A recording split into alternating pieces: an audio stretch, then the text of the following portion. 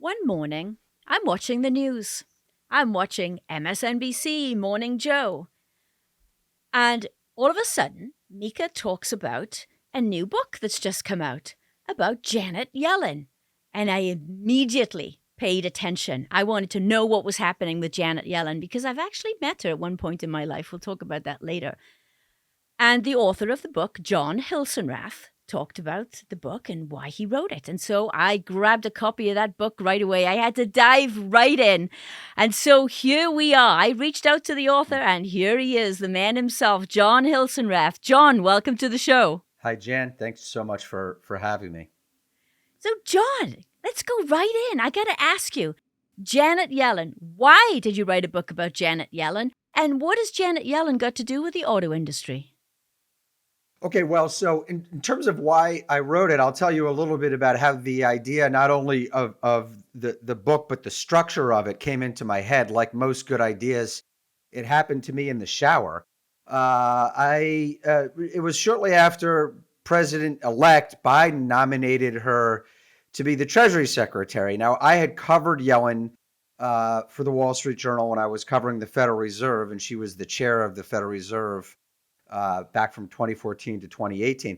When she became Treasury Secretary, she had done something that no person in American history had ever done. She became the first human in American history to be the Treasury Secretary, the Fed chair, and the chair of Council of Economic Advisors. No less the first woman to hold those roles. And so clearly, to me, this was a historic figure, and I wanted to take a look at her, and I was familiar with her, having written about her. But the idea, what I asked myself is, okay, so how do I make this a story that people actually want to read? And what came to me in the shower was that this was a love story, actually. A story that involved not just Janet Yellen, but her husband, George Akerlof, who won a Nobel Prize in economics himself. So this is a power couple in economics that forged a full partnership. And I realized that between the two of them, given the history that they had in the field, they were in the middle of every major economic debate of the last 50, 60 years, going back to the great post-Depression debates about John Maynard Keynes and the role of government in the economy. And so I thought I could tell a much bigger story, which leads me to the second part of your question is, why would anyone in the automotive industry care about this? I would think that people in the automotive industry would care about this as much as anyone, because this is a story of the economic backdrop for the last 60 years, which has been such a major influence on the business cycle for the auto sector. In fact, I go back to the creation of muscle cars and the Mustangs in the 1960s and how that led George Akerlof to writing about used cars through the financial crisis of 2008, which hit not only demand for cars, but also the financing of cars. So, I would say there's a lot to be taken from this book on the economic story and how it can affect any cyclical industry, especially an industry so important and so central to the American story as the auto story. Yeah, and there's a lot in there about the economy. I learned so much from the book about the economy, and it's a bit of a history lesson too. But what really, really fascinates me is the leadership. And when you think about Janet Yellen, you don't necessarily think about this amazing leader. You think about her as an economist, as a very smart woman. But when I think about the environments that she's worked in, they're very similar to the auto industry, and certainly my experience in the auto industry. She's worked at the Fed. The Fed is not known for its fun-loving, innovative approach. I mean, it seems to be very, very conservative and traditional. And what I've gleaned from your book is that decisions are made by a few people. It's not a place where you have open discussion and debate. And then she worked in the White House. And in your book, she describes the White House as, and I quote, a sweaty locker room where key decision makers around the president were blunt, boisterous, and ambitious men. Some women sometimes felt overrun by them. Right. There's the auto industry right there. Okay, you know the industry better than I do, but I will say, when I describe the Fed, I describe it as a very inertial institution and a very tradition-bound institution, um, which has an effect in how they make decisions. They tend to move at a glacial pace when the landscape is changing under their feet. It takes time for them to feel that change and then to reach a consensus among themselves and then to initiate changes in response to it. So, there's very often a response time of several months when the Fed is seeing something happening in the economy before it results in a response in their policies. It sounds like tradition and inertia might be something that you would use to describe the auto industry too. In terms of male dominated, absolutely. Pretty much everywhere Yellen has been male dominated, going all the way back to her teaching days as an assistant professor at Harvard in the 1970s when there were very few women on faculty. And they found that Yellen, told me this, found it was kind of difficult to find collaborators in that environment. She spent a lot of time uh, trying to make herself comfortable in boys' clubs, as you say. And I think what stood out to me in telling her story was that, and I guess we can get into this when we talk about your 21 points about leadership, was that she always had a sense of purpose in the work that she did that really mattered more to her than kind of where she stood in the pecking order or really even thinking about glass ceilings. She just really wanted to get her economics right at every step of the game, and to use the economics in ways that kind of worked for the greater good. She really kind of went through her life with that sense of purpose, and frankly, her marriage too was kind of driven by a sense of purpose. Yellen grew up in Brooklyn in the 1950s, and at the dinner table, there were a lot of conversations about the Great Depression. Her father was a doctor. There were a lot of conversations about how unemployment affected the health and welfare of families and patients that he was treating. Her husband, George, another economist, was preoccupied from childhood about the problems of unemployment. And so both of them got into the field with this sense of purpose that they wanted to use their math skills and their analytical minds to do something for a greater social good. And they saw economics as a way to do that. Now, Yellen didn't always make the right calls. We can talk about that later as it relates to inflation. But the sense of purpose really drove her, and that is really what helped her break glass ceilings more than a desire to actually break glass ceilings. Yes, and you're right, and she doesn't use that as like a badge of honor, right? And she's not all about I broke a glass ceiling at Harvard and at the Fed and, in the White House. That's not who she is. In as I think back on my career, and we talk a lot about the glass ceiling, obviously, in the auto industry, but I never thought about it, John. I just wanted to do a good job and I wanted to enjoy my work and I wanted a career.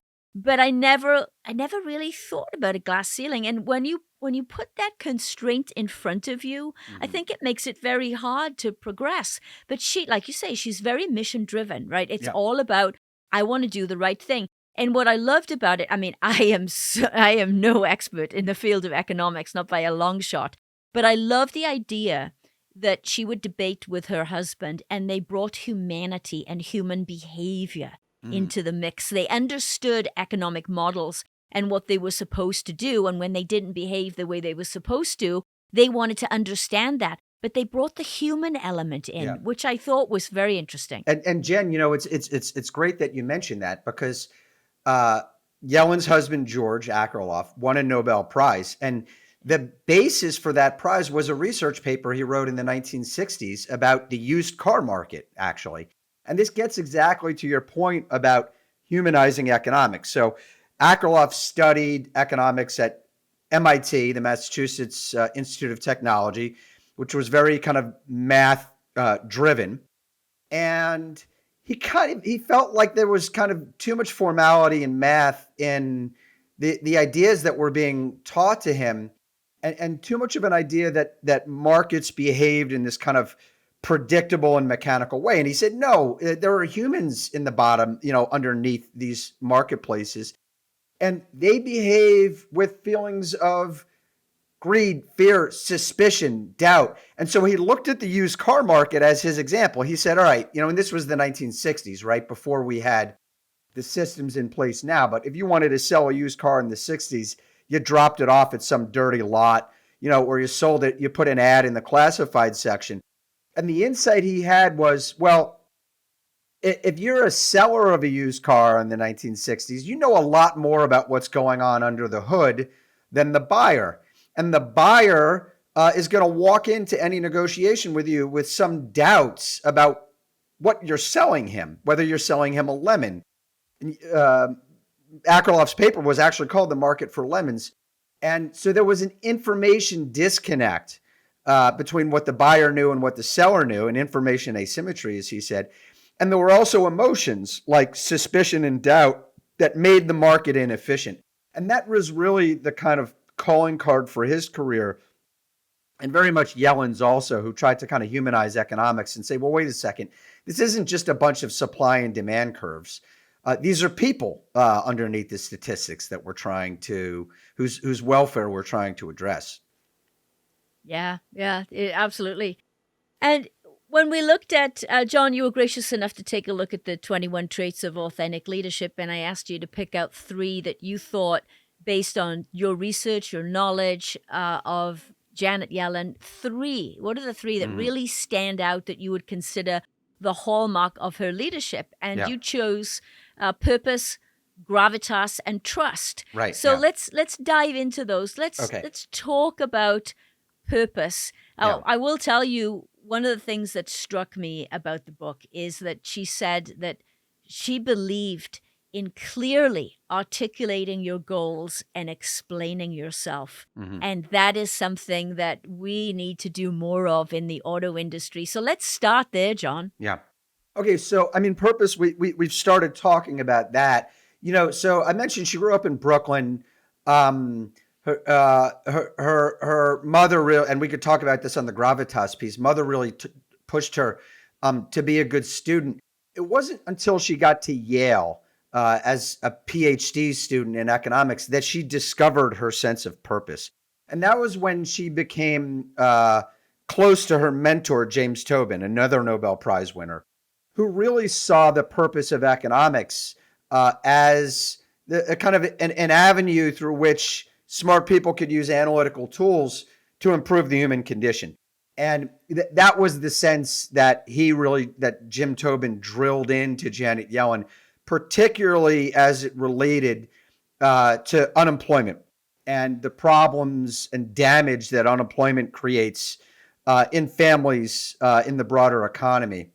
And that's really always what drove her, from in small ways and in large ways. The bigger backdrop in her early years as a student and an academic were these grand debates between Milton Friedman from the University of Chicago with his free market mindset and the idea that the government should just get out of the way and stay out of the way. And then people like Tobin at Yale, who was what you would call a Keynesian, a person who believed that the government had a role to play in managing the business cycle and, trying to improve the human condition. And Yellen came down on the side of Jim Tobin, her mentor, with that sense of a purpose that she brought into her roles as a government official. She, her job in her mind wasn't to get out of the way. Her job was, in her mind, when there was a crisis, to attend to it. And I think she discovered over her years in Washington that it's a challenging role because the government can mess up too. And we've discovered that with this latest inflation outbreak. So I think she's learned this sense of purpose, but also a sense of purpose with some restraint or awareness of the possibility of pushing too hard could sometimes cause unintended consequences. And she stayed so true to her mission, even though events that have happened over time, over her, during her tenure in whatever position, pick a position. Mm-hmm. But I mean, she shows such resilience, right? Mm-hmm. And she's not swayed by political opinion and political favor, because the pressure has to be enormous when you're working at the Fed or working in the White House. It's an area that I know nothing about, but I can't imagine that kind of pressure. But she is who she is. She's going a certain direction. She's open to others' opinions, but she's true to what she believes is right in her heart. Yeah, one of the things that I've said in talking about her work is that another lesson I take from her career is what I call lean in when it matters. So that's the Sheryl Sandberg phrase, lean in. But what I saw in Yellen was that, she was, because of this sense of purpose, she was a person who would pound the table. There's a chapter in the book called These, I don't know what I can say on your podcast, Jan. Anything you want. You can drop it. It's okay. So she says these are fucking people when she's talking to her own staff about the unemployment problem after the 2008 financial crisis. She will pound the table when she thinks it's important. But at the same time, she doesn't take herself so seriously that she's pounding the table all the time, or that she's pounding the table just because she wants people to listen to her. She pounds the table when she feels like she's got something that other people need to hear. Yeah. Yeah, and then, she believes in communicating that purpose, that mission, that purpose.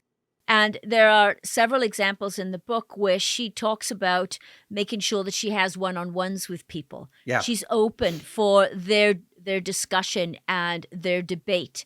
Mm-hmm. And there's one part in the book, I believe, she's trying to explain to Trump an example, and she uses the different color paint analogy. Yeah. Tell us more about that. Yeah, that's actually a great example, and it's a good example of the lessons that she's learned over time about leadership herself. So, the Fed has, out of necessity, become a more transparent organization over the last 30 years, and has become more focused on describing its goals, for instance, its 2% inflation goal.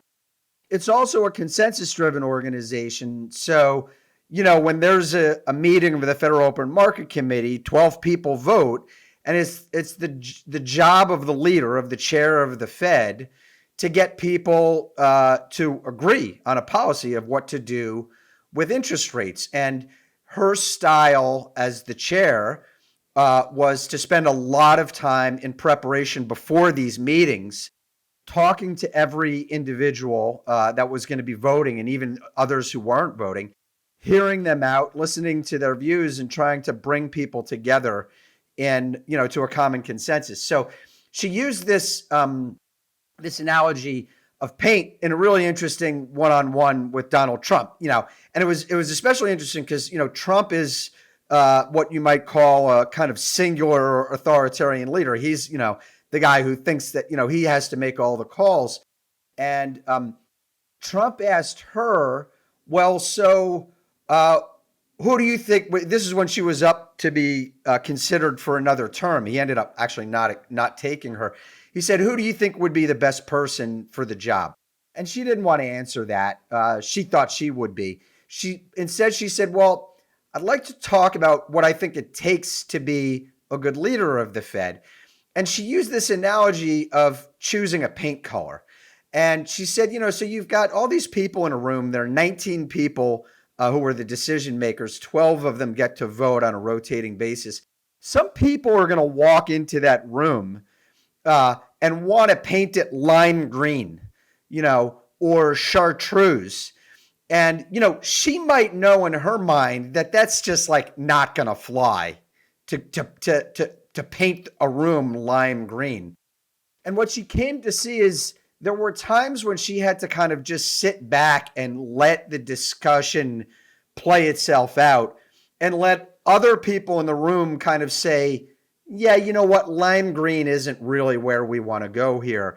And kind of let the kind of conversation come to her, when all along she would think that, just like a nice off-white would be the right color. And so the point here was that she believed in letting people air out their views and their differences. And she believed that the worst ideas would kind of fall off the table through that discussion, and then they could really zero in on the important stuff and kind of where they could all reach agreement.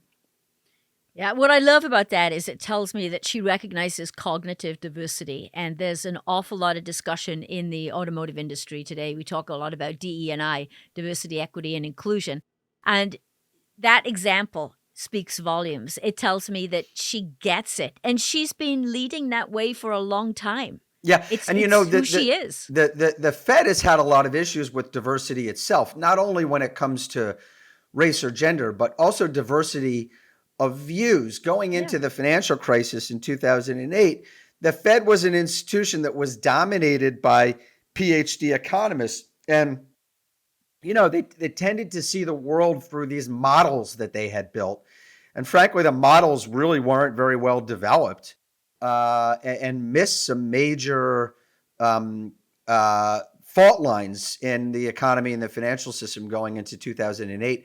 So they have made an effort inside the institution to diversify, not only by race and gender, but also just different worldviews. I mean, I think one of the big lessons to me from writing the book of the last 20 or 30 years is that you need to keep your mind open to what I would say are kind of thoughtful skeptics, people who are coming out of debate or a discussion and saying, well, wait a second.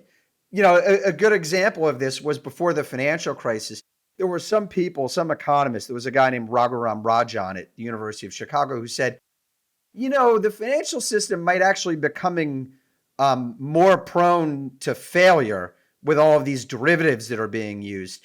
And a lot of economists kind of dismissed his challenge of that conventional wisdom. And he turned out to be right. And I think when you read this book, you'll see that over and over again. There are some skeptics who are like broken clocks and just keep saying the same thing over and over again. But there are others who just come at a conversation thoughtfully and say, wait a second, what if your fundamental belief about, say, trade or financial stability or inflation, what if your fundamental belief about this is wrong? What if we reconsider this fundamental belief? Where does this lead us? And I think that's one of the lessons of the journey that Yellen has taken, is that you have to listen to these people because sometimes they're onto something. Yeah. Yeah. I love that. Love that about her. Let's talk about Gravitas. Right. Now, you picked Gravitas, Yeah. and I have taken liberties with the definition of the word Right. because my business is Gravitas Detroit, and I can do whatever I want. But Gravitas, Gravitas to me is the hallmark of authentic leadership. And it's more than the dictionary definition. It is that feeling when a leader walks into the room that has gravitas, you feel it. You feel safe. You know that they've got your back. You know that they will challenge you, but that they've got you, right? And that they know how to keep things calm in a time of crisis, and that there is a direction that they will get you and the team there wherever that point needs to be. And it's just it's a sense, it's a feeling. And you know these people when they walk into the room. Now, most people, not most, I think often when people think of a leader with gravitas, in the picture in your head, right, is typically a guy, but okay, I'll let that one go for a minute. But it's somebody that walks in with presence, right? And that they've probably got like a designer suit on, perfectly coiffed hair, and they walk in and they command the room.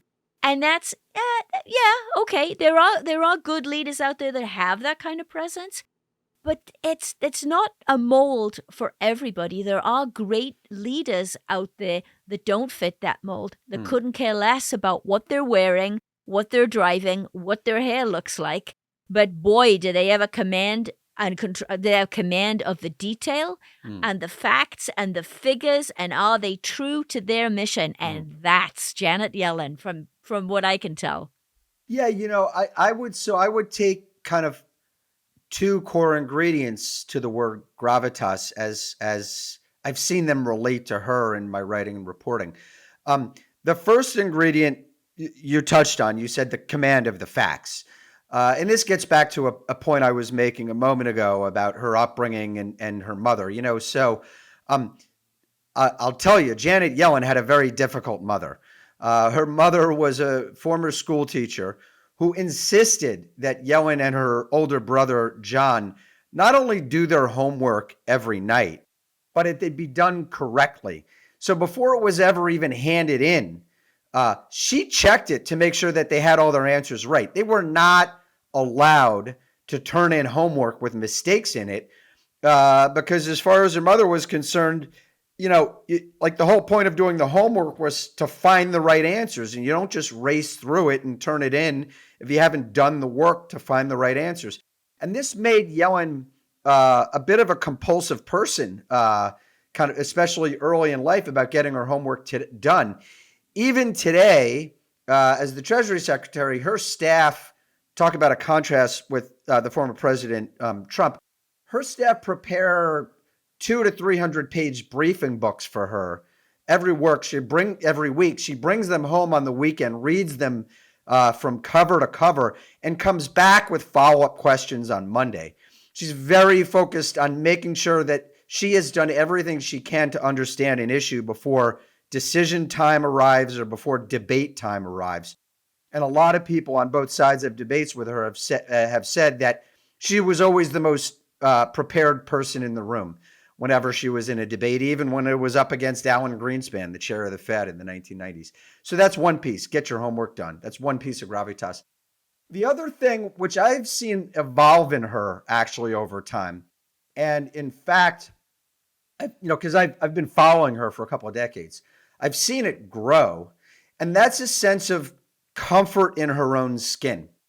And I think that relates to gravitas because, I think people around a leader can detect if that leader feels comfortable with his or her place in an organization, in a room, and is comfortable enough to accept challenges from other people, to accept contradictory information, to accept dissonance when it occurs, because that's inevitable.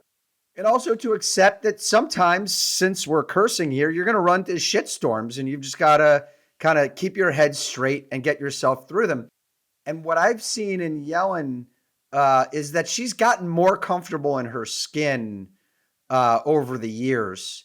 When you look at her time as the chair of the Council of Economic Advisors in the White House in the 90s, she was pretty uncomfortable during those years, in part because it was a boys' club, in part because, and this also relates to gravitas, she didn't like politics. She wanted to get her economics straight, but she just wasn't comfortable kind of fudging the truth to score political points.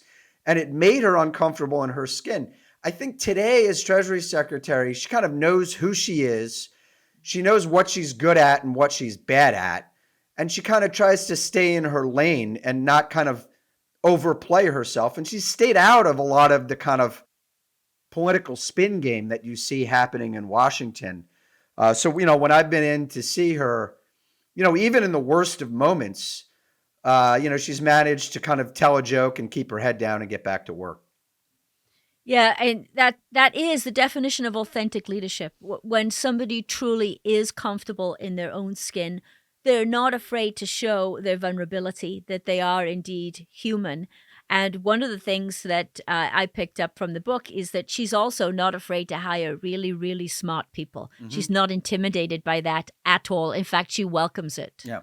Well, so when she became Fed chair, there was an economist out there, former chairman of the Central Bank of Israel, former MIT professor, a guy named Stanley Fischer, who was the macroeconomic teacher of many of the great economists of the 20th century, because he taught the economics course at MIT that Ben Bernanke took, and that so many other central bankers around the world took. when Yellen became chair of, and there was a time when people were saying that Stanley Fischer, because he held dual citizenship, should be the chair of the Fed. When Yellen was nominated to be chair by Barack Obama, she said, I want Stanley Fischer to be the vice chair here. I want him, we're going through a period of exceptional economic turmoil, and I want the best people next to me. And he was the dean of academic economics, really, literally Ben Bernanke's mentor. And she brought him in. She convinced him to come in and work as the vice chair, which is also a bit of a credit to him because he was used to being the number one guy. But he saw, like her, a duty to go and serve in a crisis. And so he did. Yeah. Yeah. I love that. I love that about her. And the other thing I really like, which again is a clear hallmark of authentic leadership, is her ability to recognize when she's made a mistake. And in the auto industry, we're not trained that way. We don't like to play that game. We like to, we talk about failure and this idea of, oh yeah, we need to fail and try again when it comes to innovation, but not really. You get 2 or 3 quarters of bad results and you're gone in the auto industry. So we don't like to acknowledge our failures and talk about them, right? Now, the more progressive leaders in the industry are encouraging more of that. But she's been doing that for a long time. She's not afraid to acknowledge when she makes a mistake. Yeah. She very much wants to understand what happened and why, and what is she going to do differently next time, and even to the point that she'll even make fun of her mistakes. Yeah. Well, so, I could give you a bunch of examples on that, but one of the most obvious ones is in 2022, after she had said that she expected inflation to be transitory, and it turned out to be longer lasting than she and many others expected. She was asked on CNN, you said this was going to be transitory. What happened? And she said, I was wrong. And what was amazing about that in Washington was that the fact that she said she was wrong was seen as a news story in and of itself, because people don't admit to their mistakes in Washington. So there were all these headlines about how Janet Yellen admitted she was wrong. And to her, and we actually, we asked her about this when she came through our office later, and we were like, why did you admit you were wrong? And she said, because I was. So now they didn't score political points, in the 24-hour news cycle for acknowledging they made a mistake. But frankly, I think it probably enhanced her credibility to acknowledge it. And this ability to acknowledge mistakes it's actually one of the things that I saw grow in her as she became a leader. So another example was shortly after she became Fed chair, the Fed has these meetings 8 times a year. And when she was chair, after every other meeting, they would hold a press conference. And, the markets they hang on every word that the Fed chair says in this press conference. And if you say something that kind of confuses people in markets or defies some expectation, you could cause a crash or a rally. And somebody asked her a question that kind of tried to corner her on when the Fed, this is back in 2015, I guess, when the Fed was, or maybe it was 2014, likely how long it would take before the Fed started raising interest rates. And, she kind of suggested it was about 6 months, and she didn't mean to put a timestamp on it. It was, in truth, it was really dependent on a whole bunch of other variables. But she suggested that it was going to be within 6 months, and the markets tanked. And it was her first press conference. And it just so happened she had come down with a really nasty bug while traveling to Australia before this Fed meeting. And she had 103 temperature 3 days before the meeting and almost didn't make it. So the whole, to her own first press conference, she almost didn't attend. And the whole thing was a mess. And she kind of, I was surprised, actually. She took it in stride. the day after the meeting, she started knocking on the doors of other Fed governors in this big cavernous building. And, there was one governor, Jeremy Stein, who sometimes disagreed with her and challenged her. And she said, "I'm sorry, Jeremy, I really fucked that one up." And he was like, "Oh, it's okay." And then when I asked about it later, she laughed about it. And that was actually the first time I saw, her starting to kind of laugh at mistakes that people thought could be consequential. She put her head down, she got back to work. And I think that, like, for me, that was a kind of a telltale moment that showed that she was kind of becoming more comfortable in her skin as she was able to acknowledge the mistakes she made. Yeah. Yeah, but she's not trying to fit a mold of leadership that somebody else has put out there. There is the Janet Yellen leadership model. She's not trying to be something. Mhm. She just is who she is. Right. And that leadership model that she practices is authentic leadership. Right. And you talk about, the pressure, that press conference. I cannot even imagine. I mean, the economy can change course if you say something stupid, right?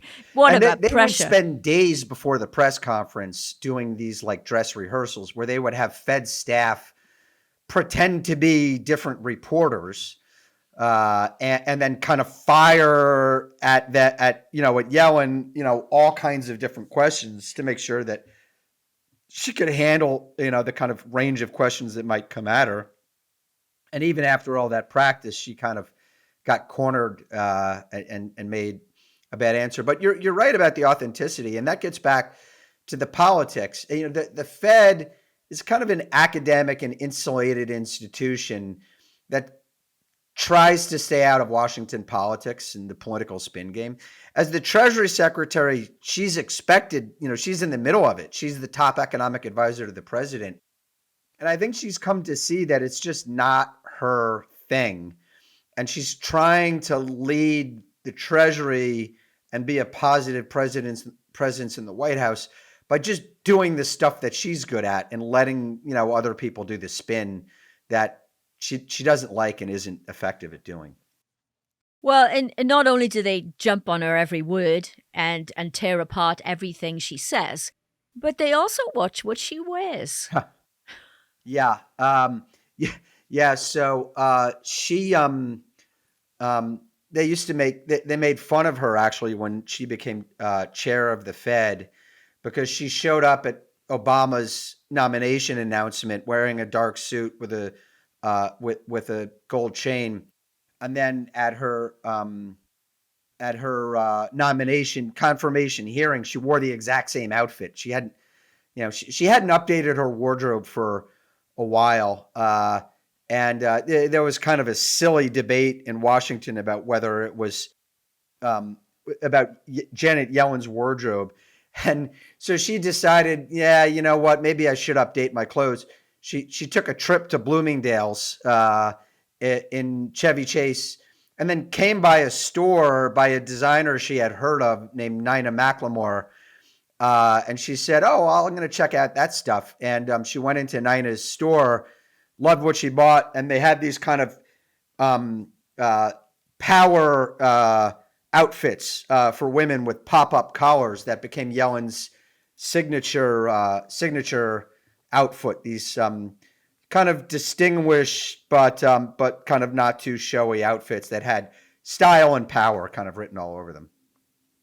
And I love the fact that she embraced the gray really early on, because that's kind of important to me. Well, yeah. So there's a story behind that in the book too. So when she went gray early, as had her mother, and in the 1980s, she would have been in her like mid 30s.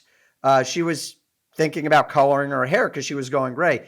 Her son Robbie was a little boy, and she told Robbie, I think I'm going to color my hair. Robbie is in the middle of like all the family discussions and debates. And Robbie said, no, he was a little boy. He said, no, Mommy, you can't do that. That wouldn't be you. If you change the color of your hair, that wouldn't be you. And she didn't want to upset her son, and she thought he had a point. So she just let it go gray. And that's become another one of her signature looks, is her silver style. And, she told me she's come to like it more and more over the years. Yes, I know exactly how she Mm, feels. Let's talk about trust. You mm, picked out trust yeah, as one of the elements, the traits of authentic leadership that really stand out for Janet Yellen, for you. yeah. Why, John? Well, it stands out for Yellen, but having written this book, it stands out in an even bigger and more important way. So, the book that I've written, I kind of use Yellen and her husband Akerlof to kind of retrace economic history over the last 50, 60 years. And it led me to places that I wasn't really expecting to go. But I saw it unfold as their story unfolded, and that is the I'll say, I don't like using this word, but I will say, the crisis of trust that the country faces, that the United States faces today. We've had these big debates over the last, since the Great Depression, about the right interplay of government and markets in managing our political and economic system. We have built an economy, built a system, built a nation around the idea of democratic, market driven capitalism. And what we've seen in the last 20 years, oh, and by the way, at the end of the 1990s, I think that the United States was very confident, and its leaders were very confident, that we had built a system that worked.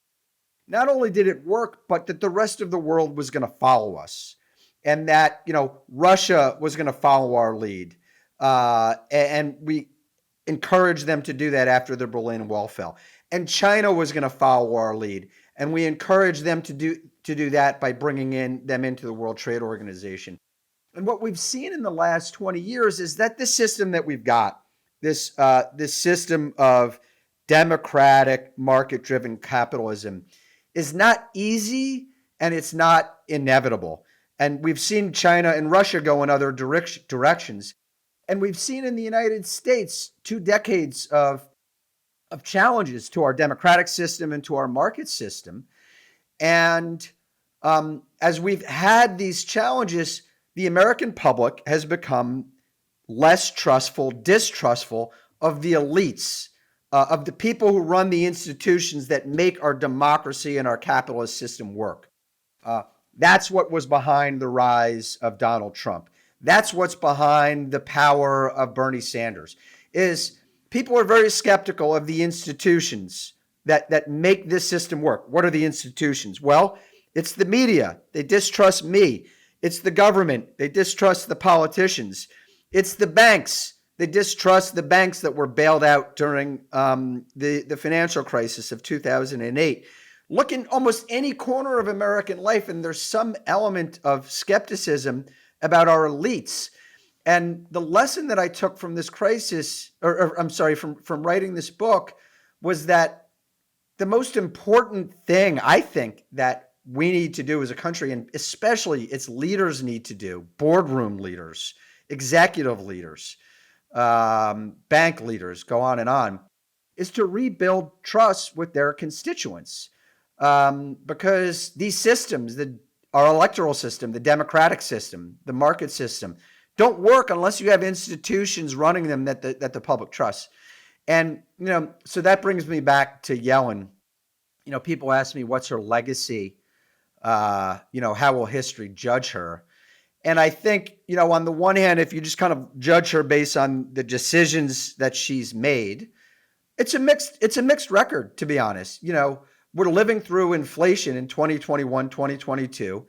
That hurt a lot of households, and the government threw a lot of money at the COVID crisis that turned out to overstimulate and cause a supply and demand imbalance that led to inflation. She was a part of that consensus that made that happen. You can't take that off of her record. She made some good decisions and good choices when she was running the Fed as the vice chair and the chair.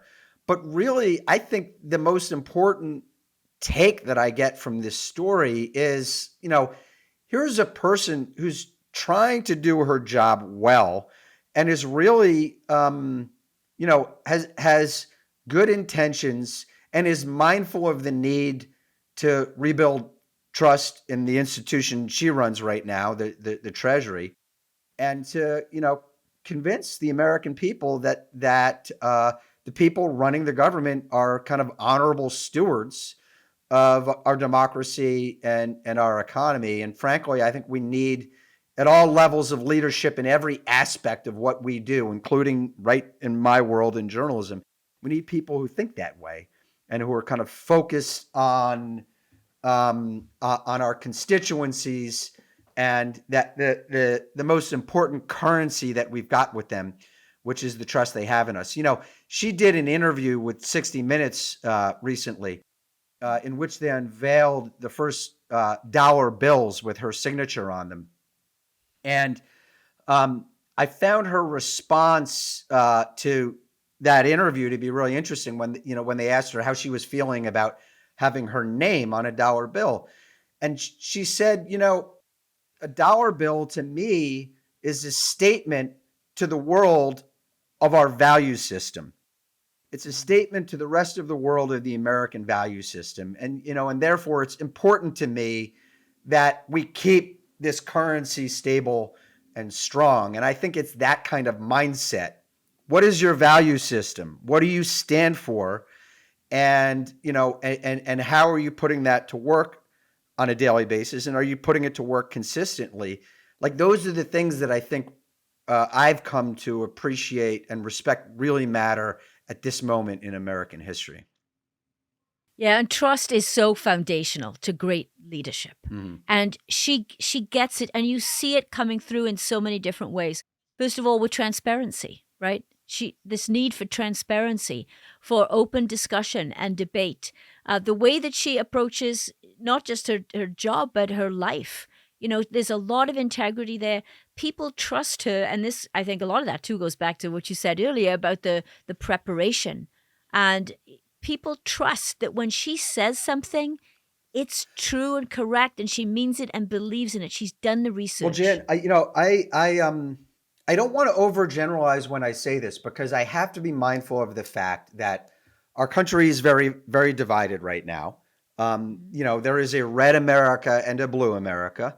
And I talk about some of the roots of those divisions in this story, which is something that George Akerlof has written about. There is a large part of the population that doesn't trust Democrats. In the same way, there's a large part of the population that doesn't trust Republicans. And so I think we have to be mindful of the fact that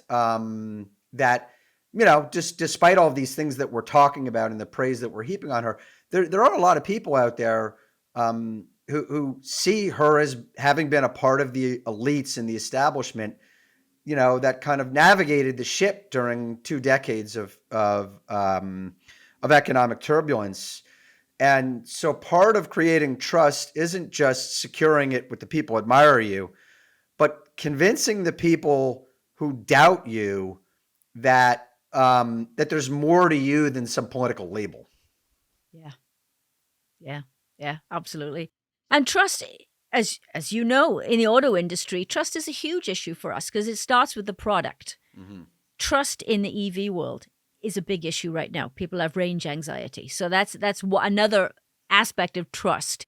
And then trust from a leadership perspective, where the leaders in the auto industry trust their people Mm-hmm. to do what they're supposed to do. So trust is just, it's everywhere. It's foundational, not only to leadership, but in our lives. And It's all around us. It's also, and it relates to the point I was trying to make about value systems. I think, part of creating trust is conveying to others that you have a value system that they respect and appreciate and admire, and that you're living up to that value system on a daily basis, whether that be a value system of making quality cars, or whether it be a value system of telling truthful stories to your readers.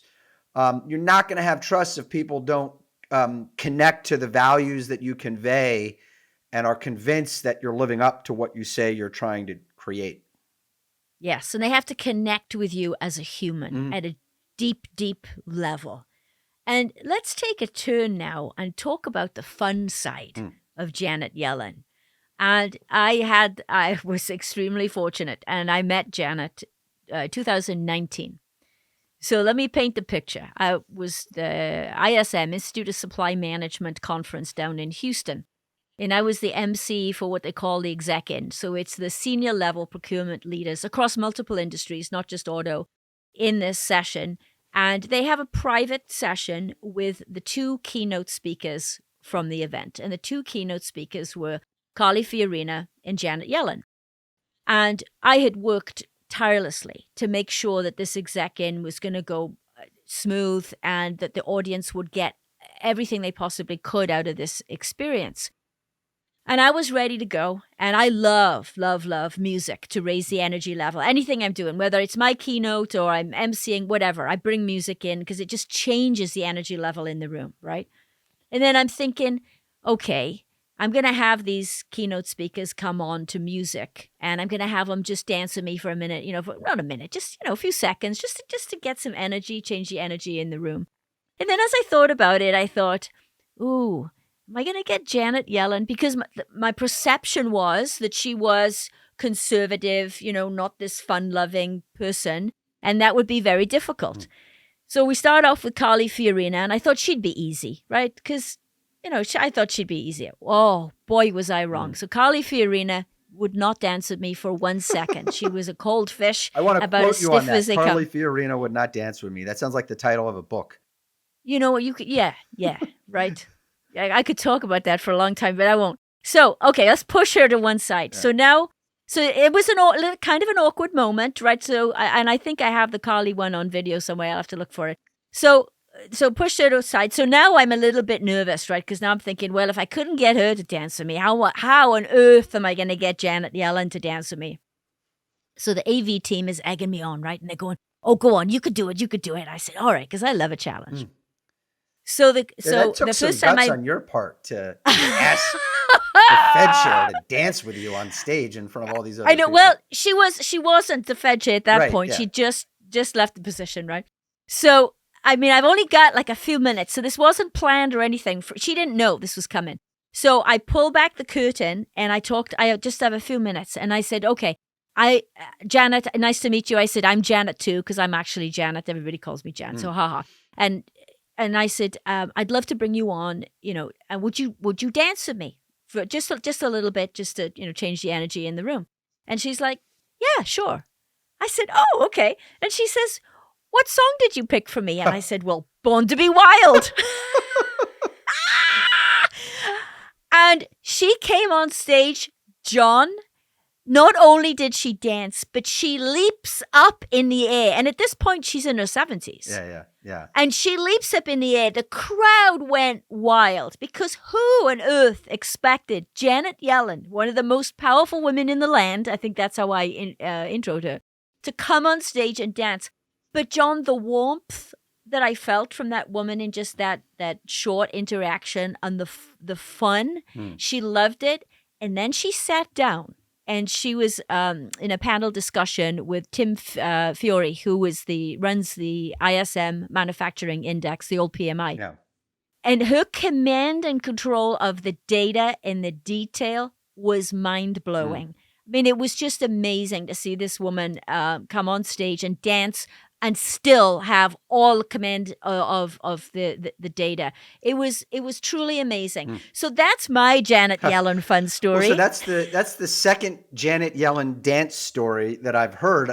Fortunately, I wish I had talked to you before I wrote the book. I would have gotten it in there. There's a story in the book about when she was the chair of the Council of Economic Advisors. She and the chair of the National Economic Council, Gene Sperling, would brief the White House staff whenever a major economic report came out. And these were the days when the unemployment, the economy was booming, late 1990s, unemployment keeps falling, inflation is stable. These were really strong days. And so one day, Gene Sperling says to her, instead of giving a report when they turn to us about the last jobs report, let's just get up and dance. It's like there's nothing left to say. Everything is so good right now. We should just dance. So she said, okay. And they got up and danced in the Roosevelt room, I think it was, in the White House. And people were shocked, as you were, that Janet Yellen was up there throwing her hands in the air. Um, I think what I've seen in her is that, her her whole family, her son is a PhD economist, her husband is a Nobel Prize winner. They are geeks of a very high order. When they traveled, when Robbie was little, they would travel with 4 suitcases, one for each one of them and one for the books that they were bringing with them. So, and they would sit and read on the on the beach in Hawaii all morning before they decided to take a stroll. These are geeks of high order, but they're also just kind of aware of their geekiness and perfectly comfortable laughing at themselves. And I think again, as I said, she's become more comfortable in her skin as I've covered her. And, I've kind of seen that her kind of more likely to kind of laugh at herself. I went out to see them in the summer of 2021. I knew they vacationed in August every year back home at their home in Berkeley. And, so I said, oh, by the way, I'm going to be out there. I'd love to stop by to see you. I was just trying to kind of guilt them into letting me see them. It just so happened I was in to visit right around the time that the U.S. pullout from Afghanistan was going terribly wrong. And there was a lot on Janet Yellen's mind when I went to see them.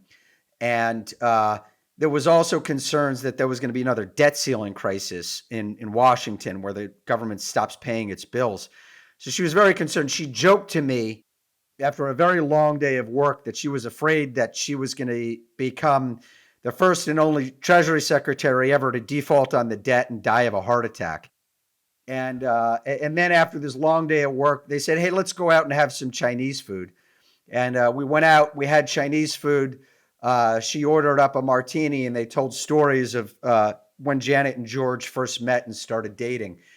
So from like this very high stakes life, and she was up again at 5 o'clock in the morning in these back to back meetings. When the day was over, she could tell a joke, have a drink, unwind a little bit, and then just get back to work. And that's exactly what she did the next morning. Yeah, and I love, John, the fact that in this book you bring out so much. You bring out her personal life. You bring out her marriage. You bring out the economy. There's this history in there. There's so much in this book. I absolutely loved it, Great. and I can't thank you enough for coming on the show and talking about this through the lens of the automotive Yeah. industry for our audience. So, Jon Hilsenrath, thank you so much for being on the show. Thanks for having me. I really appreciate what you say. I tried to make this a book for anybody and not just a book for economics wonks. This is an important woman in American history, and it's also an important part of American economic history. And so, I wanted to tell a story about people at work and something that anyone could pull from. And I appreciate you giving me a chance to talk about it. Thank you.